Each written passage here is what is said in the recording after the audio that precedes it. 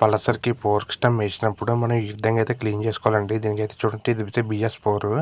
దీనికైతే oil she'll వేయాలి. Oil she'll వేయాలంటే మనం ఆయిల్ షీల్ నిప్పించామన్నమాట, బాగా పోయి అనమాట. దీనికైతే మనం లోపల మెయిన్ ఇక్కడైతే క్లీన్ చేసుకోవాలండి. లోపల ఆయిల్ షీల్ వేసే దగ్గర అనమాట, ఈ గిన్నె దగ్గర ఇక్కడైతే నీట్గా క్లీన్ చేసుకొని అప్పుడు ఆయిల్ షీల్ అంటే ఎక్కించుకోవాలి. గరికి పేపర్ ఉంటే గరికి పేపర్, స్క్రూ డ్రైవర్ ఉంటే స్క్రూ డ్రైవర్ పక్కన అందుబాటులో లేకపోయినా ఏది అందుబాటులో ఉంటే అది ఈ విధంగా గోకాలన్నమాట. గోకితే లోపల మొత్తం జంగ్ అన్నది మొత్తం వచ్చేది. మనం ఆయిల్ షీల్ పెట్టినప్పుడు కూడా మనకు ఆయిల్ షీల్ ఎక్కువగా లీక్ అవ్వకుండా ఉంటాయి అన్నమాట. మనం ఇది కానీ క్లీన్ చేయకపోతే మళ్ళీ వెంటనే కొట్టేస్తాయండి. వెంటనే మనకి ఈ విధంగా అయిపోతాయి అన్నమాట. సేమ్ ప్రాబ్లం వచ్చేది, ఆయిల్ షీల్ అనేది లీక్ అయిపోతాయి. ఈ విధంగా కడుక్కోవాలి. చూడండి, నేను కడిగాను కదా, ఈ విధంగా నేను ఒక చేతితో వీడియో తీయడం వల్ల మీకు నీట్గా కడగలేకపోయాను. ఇప్పుడైతే ఈ విధంగా అయితే జాగ్రత్తగా మొత్తం కడగాలండి. నేనైతే గరుకు పేపర్ అయితే ఇలా క్లీన్ చేస్తున్నాను. మొత్తం గోకాలి 2 చేతులతో పెట్టి, కదా నాకు వీడియో తీయలేక అవ్వలేక నేను ఒక చేతితో తీస్తున్నాను అనమాట.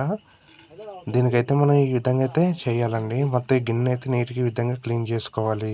క్లీన్ చేసుకోకపోతే మాత్రం కష్టం అండి. ఆ లోపల జంగు కూడా స్క్రూ డ్రైవర్తో అయితే తీయాలి. స్క్రూ డ్రైవర్తో గోకు మొత్తం అంత బాగా కడుక్కుంటే అంత బాగా ఇది అవుద్ది అనమాట. స్టెమ్ అయితే లీక్ అవ్వకుండా ఉంటుంది. లేకపోతే మనం గీక్కుంటే ఆయిల్ షీల్ అయితే లీక్ అయిపోద్దండి. ఈ విధంగా కడిగి క్లీన్ చేసుకోండి ఫ్రెండ్స్, చూసుకోండి.